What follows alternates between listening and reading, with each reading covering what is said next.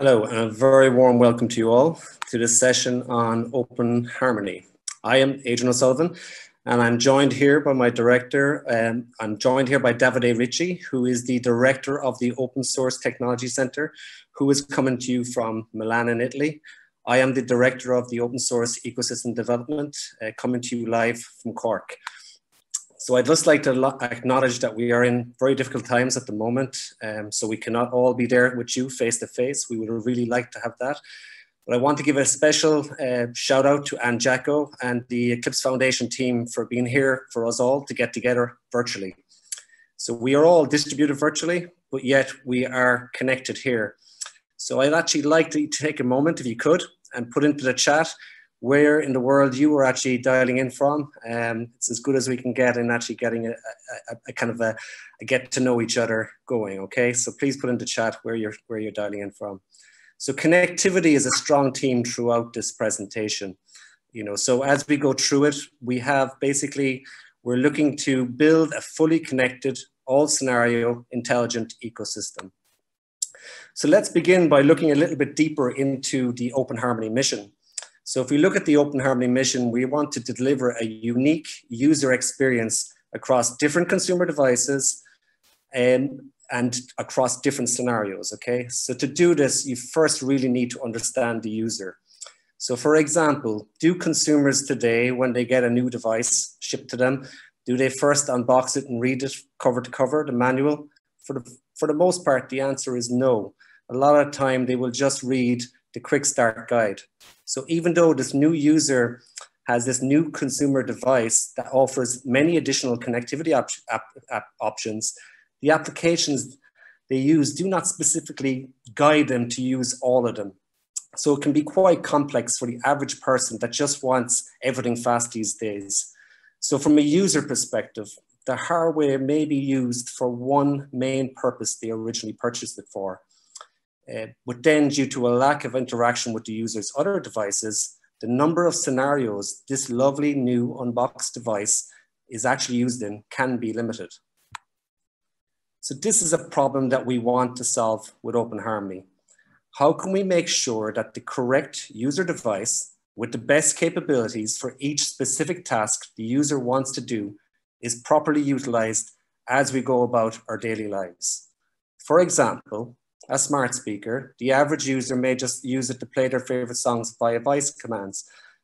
Other than that, it can sit there quietly in the corner gathering dust, even though that this same speaker may have a better sound quality than the speaker on your smartphone, for example, as applications on the smartphone do not prompt the user to avail of it easily. So let's take a look at some recent trends which have actually added to these problems.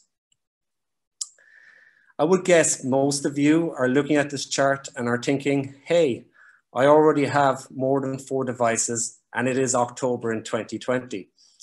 But you or EclipseCon, especially your IoT community in EclipseCon, are not your average users. These figures are meant to represent the average user. Out of interest, please feel free to put into the chat box how many devices you currently have. But again, look at the average user. In 2015, they most likely had 2 devices, a smartphone and a laptop. You fast forward to 2020, and now on average, the average user will have 4 devices, potentially the smartphone, laptop, and potentially a smart TV and a smart speaker. Research shows that by 2025, that these average users will increase to having more than 9 devices each. These are the same people I mentioned earlier that barely read the quick start guide a lot of the time, and they are busy people. So that you think with all these extra devices at the user's disposal, that they will become more connected, more productive in terms of their use, right? The real reality is that these devices, for the most part, are isolated from each other. When a device is first introduced, most times there are too many steps to connect it with others, and it can become too complicated for the average user and can result in poor cross-device experience. Why? For the main part, applications that are used today are developed with the assumption that they are limited in scope to the hardware where the application will reside in. But in a better connected world, the application should benefit from the hardware capabilities of all the user's connected devices, independently from where the application was installed on. The content on these new user devices are also isolated. So some user devices are more suitable for editing content, and some devices are more suitable to consume it and display it. For example, a laptop to input data and a smart screen to view it. However, today it is generally difficult for devices of different types to share content seamlessly with each other. So when developers build these new applications for ever-increasing number of user devices as we head for 2025, we need to enable these developers to not be constrained to the single application to single hardware mentality.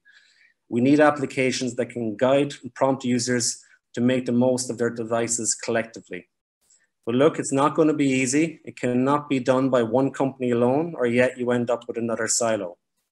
So that is why, for me, the solution can only reside in true open source. Here I do not mean and use the term true lightly. We all know plenty of examples where it is open source that is not truly open. It needs to be open enough to create a fair ecosystem for all. Only then can we make the fully connected, all scenario intelligent ecosystem possible. So when I say fair to all, there has to be clear benefits for all that follow on this true open source path for building a new ecosystem, as ambitious as ours actually is. So first of all, it's the developers, right? Developers are the lifeblood of the community. And I'm not just including developers in writing code, I'm including integration testers, software architects, documentation writers, all the project content creators. I myself have done that journey from committer to contributor to PTL to steering committees. And I must admit, from my experience, open source communities really puts down the boundaries of geographical or company politics and instead focused on innovation, shared learning, and create opportunities to grow with the help of others. So we get better code, okay? So we get better code that is peer reviewed by a wider community that collectively is more talented than the individual. I mentioned that the true open source earlier, that we need to have governance models and strong governance to ensure that there's a level playing field and the mission of the project does not get lost in any nasty politics. It is this strong governance model that attracted Huawei to join the Eclipse Foundation as a strategic member and is one of the reasons why we are here today. In recent times, there's also been a lot of talk around digital sovereignty, and we've heard it mentioned a number of times at the European Union level. Open source is a way to make sure that key technology, and this is key technologies, are maintained and to be available, open and transparent to all, regardless of geographical or political divides. And sure enough, very little is really, really free, right? So there has to be a clear economic benefit to those that invest their time, their resources, and their energy in making the ecosystem work. Oh, geez. So when you hear the name Huawei, a leading open source contributor is not the first thing that generally comes to mind. For example, when you hear Red Hat. But before 2006, Huawei mainly concentrated on its carrier business, which is a very highly proprietary business. It was only in 2009 when Huawei released its first Android phone running Cupcake release. But the big change in terms of Huawei's approach to open source came in 2011 when Huawei established a new enterprise business group focusing on the Huawei data center and storage products. As we know, the Cloud DC was already being driven by open source. So as Huawei, as a new entrant in that business, first leveraged and consumed open source, but then also started contributing very heavily back into the open source communities, becoming a top 2 in OpenStack contributor in 2017 and a platinum member. Then Huawei expanded into other open source foundations and also began becoming high contributors to each of them. For example, top 10 in CNCF, top 5 to the Linux kernel. And in more recent years, and this has been a shift in the way we have been, as maturity level has grown in open source, we've now started moving towards founding new projects. We've started in new areas like AI, for example, where we have full stack AI from chip all the way up to application frameworks. So new areas. So Huawei is now bringing back and is mature enough to start founding new open source projects, which brings me back to today, to Open Harmony. Huawei has donated its source code, its architecture, and its vision to commence on a new journey, where application developers think beyond the limitation of single device hardware and create applications to easily utilize a virtual resource pool of user resources, enabling new intelligent scenarios for the average users and making it simple to get the most of an ever-increasing set of devices. We hope Open Harmony will be ubiquitous, we will be collaborative, and we will be truly open.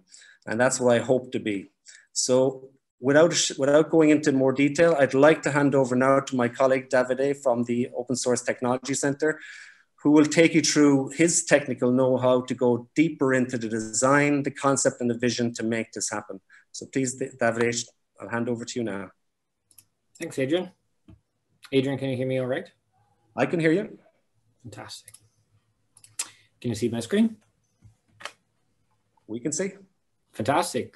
And so hi, everybody. My name is Davide. I'm the director of the Open Source Technology Center for Huawei in Europe. So I'm going to go back one slide. The question is, how do we make it ubiquitous? How do you make it collaborative? And how do you make it truly open, right? And we do realize at Huawei that making something truly open doesn't mean identifying the problem, building the solution, and donating that entirely solution to the world. That's not how open source works, right? It is about collaboration. It is about sharing ideas, sharing plans, sharing roadmap. So what I'm going to be sharing with you in the following slides is the vision that addresses the problem that Adrian has described, right? But we do realize that it's the beginning of a journey, which is the word that Adrian just used. So what is the concept, the vision, to make it ubiquitous, collaborative, and open? If you guys will think about your experience on a daily basis and think about somebody who writes an application, each application is designed to address one specific device. I'm writing an application for my phone. I'm writing an application for my watch. I'm writing an application for my smart appliance, right? But each and every one of this device shares something in common. There are things that are common across these devices: a display, a microphone, a camera. Some things are certainly unique, but some others are common, right? And today, despite these commonalities, we are bound by a single device experience that makes device collaboration a challenge. So what if each device, all devices, could rely on the definition of a virtual peripheral? What if they all could share the resources available to them to a pool of resources? How can we, or what if we decouple the hardware from the software so that when you write an application, you write the application against the definition of a virtual resource? And then you let all devices collaborate among each other to decide which of those devices are going to be using the screen, which of those devices are going to be providing the microphone, which of those devices are going to be providing the speaker, the camera, et cetera, et cetera, et cetera. So if you think the world like this, you are going to be shifting the paradigm about writing an application, right? I ran now an application not for a single device, for a specific device, but for a definition of a virtual device or a set of virtual resources. And devices are going to have to be very collaborative and seamlessly collaborate among each other to actually make simple what today is a complex use case of making them collaborate, right? So that means that if you look at different devices, you're going to be building a network of devices by not making differences between whether or not the connectivity media is Wi-Fi or Bluetooth. It does mean that you're going to have to be implementing a self-discovery sort of self-networking mechanism through which devices will talk to each other and they will share their resources. And as a user, when you put an execution and application on your phone, seamlessly, that application will find which device has the best screen for your video streaming conference, which device is closer to you for the microphone, Which camera has 4K definition so that your parents in video conference or your coworker can see you at the best definition possible? And which speakers in the room are going to be providing you the best audio experience, immersive, so that by being a virtual conference, it's like you're there with them in the same room, right? And in order to do so, not only devices needs to collaborate one with each other, decide who does what, and share resources, but then you had to address issues with bandwidth, jitter, delay calibration, right? If I'm streaming from my camera to my video, and my video happens to be on the TV that sits close to the camera, connected via the home gateway, delay needs to be taken in account. And the overall user experience has to be maximized in the end. So this is what we believe is the focus and the vision. And I think, you know, by the way that I'm describing, you guys realize that this is really going to be a journey. Rome wasn't built in a day. I was chatting with the operators in chat just before the starting. It wasn't built in a day, but today is there, long lasting, majestic. I could actually use the Great China Wall as a similar example. And that's where this is the beginning of the journey. I think we define the problem and we all share that problem definition. We provide a vision to the world and we're now ought to build it together. But when we build it together, what do we think, right? Do we think about a device, right? Technology is serving us, is serving the world, ultimately the end consumer. So who's our main target? Who do we try to make life easier, right? And so that's why we come up with a 3C value model: certainty, convenience, and choice. And our number one target is the end consumer, which effectively is each and every one of us, right? So for an end consumer, choice means I want to be able to choose the brand of the device that I want. For my camera, my phone, my watch, it doesn't matter, right? They had to provide the same user experience. And as a user, I want freedom of choice. I need to be able to choose the device that I want in the content. I'm not forced, and I shouldn't be forced to use one brand versus the other because I have more application on one brand as opposed to the other. This world made of silos is great for market leaders, but it's not great for consumers and whoever has to catch up, right? And so if you look from a market share standpoint, it makes somebody very rich and profitable, but the rest of the users are miserable because effectively you use software to create silos to keep users, inside that silos. If I'm a user, I want convenience, right? If there's more to be shared, if the software is not the obstacles of user mobility and ultimately choice, probably I'm going to have a better price. Easier configuration, because now the device makers are going to be competing on usability, convenience, easy of use. And lastly, as a user, I want certainty about data. What's done with my data? How about my privacy? How about security of transactions? If all of these things are defined in a truly open project with the end user as the first target in mind, then of course certainty is something that is not 100% certain, but certainly closer to 100% certain than it is today, or at least if data, privacy, and security are defined behind closed doors. The second targets we had to have in mind are the content creators, right? Effectively, who makes our life easier and richer with content, if not the content creators? And if you remember the slide that Adrian has showed before, if I'm a content creator, I'm going to target a market that has the biggest number of users. I'm not going to target a market that has less number of users. Like that's why you have millions and millions of applications for phones and less for watches and even less for in-vehicle infotainment devices.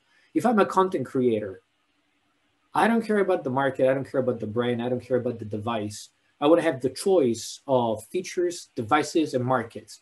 Ideally, I write one application and that application runs seamlessly across all consumer markets, all kinds of brands, all kinds of devices. If I'm a content creator, I want the convenience of the portability of content. As I said, develop once and deployed many times. Unified tools. Why do I have to have a different look and feel in IDE if I'm designing my UI for a tablet as opposed to a phone of a screen phone, right? Can I have a set of unified tools that somehow make it easy for me to develop against the virtual definition of a resource as opposed to a very specific definition of a peripheral that sits on the phone? And I want to have the convenience of a community that addresses very pragmatically and promptly all the software issues that I'm seeing. And I need to have the certainty of the SDK stability and the content publishes and the related data to the content that I published, and stability of a roadmap, predictability of the project. As a content creator, that's what I need, so that my investment today is not going to be wasted in 2 years. And lastly, if I'm a device maker, what's the value in it for me in a project like OpenHarmony?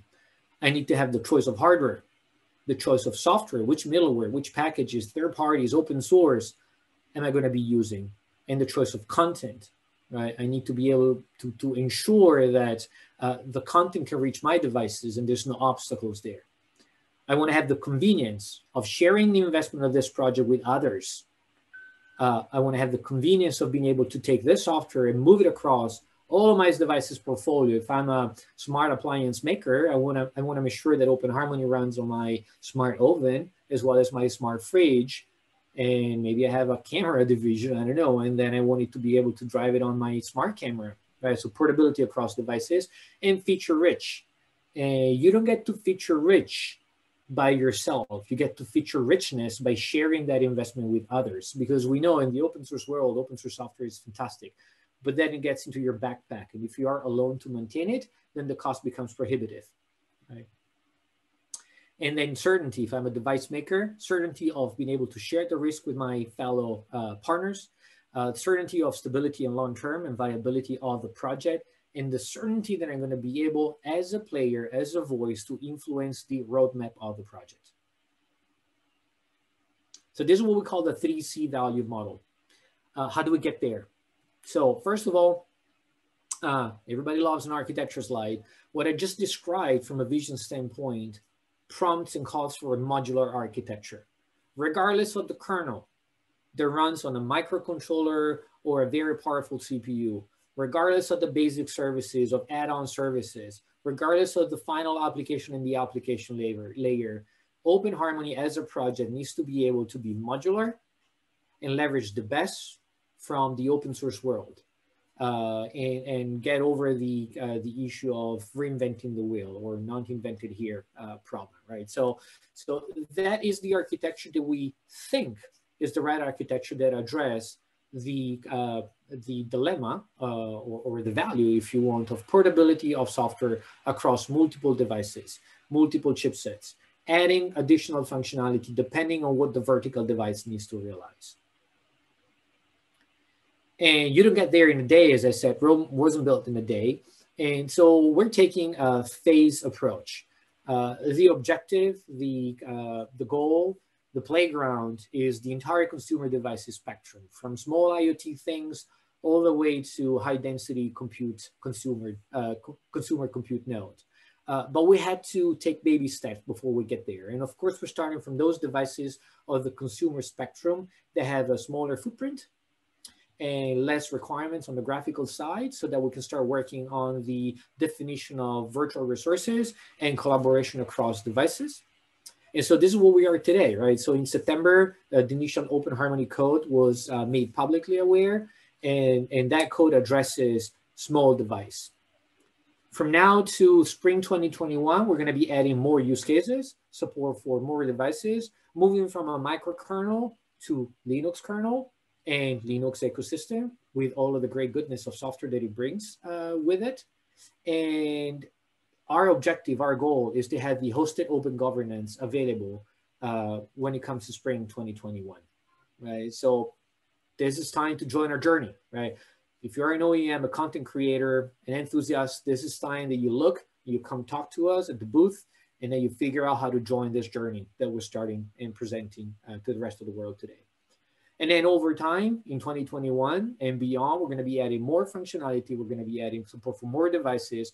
The device virtual bus would be, at that point, optimal in the way that it does integrate devices and minimize network delay and maximize user experience. And the beauty of it is that you're going to have a voice in helping us build that architecture that I just showed you. That's our vision. That's what we believe we need to bring to market, but we do that together. So join our journey now. So what do I put into this? What Adrian put into this, right? So we believe at Huawei that Europe and open source together can connect the world. Geographically speaking, Europe is the place where there's attention and focus on standard data privacy. Look at GDPR, look at what the EU Commission does on a daily basis. And that's why Huawei is investing strategically and heavily in Europe and in open source. We are a strategic member of the Eclipse Foundation, and which is why we're here today. And Europe is the beachhead to expand, in the rest of the world with open source greatness. And what we bring to the table beyond the slide, we bring to the table a team, the Open Source Technology Center. The Open Source Technology Center has been created in Europe across all of the R&D offices that we have across Europe. We're talking about 900 employees across Europe that the OSTC, the Open Source Technology Center, can pull from, and talent available to us from 27 R&D centers in 14 countries. And now, so what do we do in the Open Source Technology Center in those research centers? So the activities today span from 5G, 6G, wireless, through NFV and SDN, all the way to cloud, big data, cybersecurity. So there's a variety of talents available to us that we can pull into the Open Source Technology Center to go define how security needs to be in open harmony, how cloud and cloud connectivity needs to happen in open harmony, how data and data format needs to be in open harmony, and so forth. So with that said, tomorrow we're going to do a technical deep dive about open harmony. Today you had the idea of problem definition, the vision, how we're getting there, and call to action. Come join us. So tomorrow, join us again, 30 minutes earlier for Suhail Khan, who's going to be giving you a tech presentation.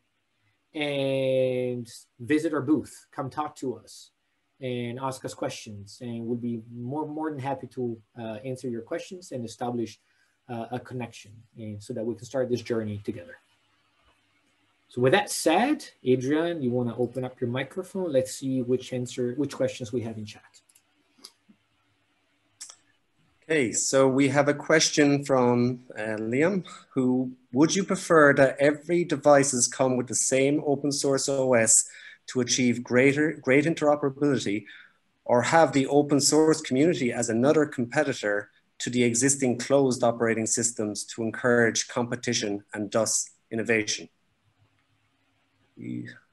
Okay, so I think it's two questions there, Liam. So if you go back to the architecture slide, this goes back to the definition of an operating system. And the way that I described open harmony, if you think about it, is well beyond the definition of an operating system. I defined it as an end-to-end consumer device to cloud project. If you think about the operating system as being the kernel, right? In the architecture slide, you've seen that, we're going to be using whatever kernel is the best fit for the CPU or set of peripherals that a given device has to use. I mean, Linux potentially cannot run on a microprocessor, potentially could, but with 128 kilobyte of physical RAM, you had to pick another operating system, another kernel. But there's no reason why moving, to larger devices, then you can move to the best kernel that provides functionality for those devices. And similarly, you can go for basic service, the advanced services and such. So Open Harmony has been built to take the best open source technology to address in the best way the use case at hand for a consumer, a content creator, and the device maker. So I wouldn't say that I prefer to have one operating system across devices, but in the way that you define Open Harmony with multiple choices between kernel and libraries and services, what I would say that I would love for Open Harmony to become the standard software stack for consumer devices. And especially because it's about options and about choices. And then is open source competitor to closed door? I've been in open source for 15 years of my career. And I do think that software delivers value today that is beyond software. Software is the vehicle to deliver value to consumer. And I think we're past the dilemma of, do I open source my software or do I keep it closed source? I think it's in any major device maker, even software maker, open source is the best way to innovate.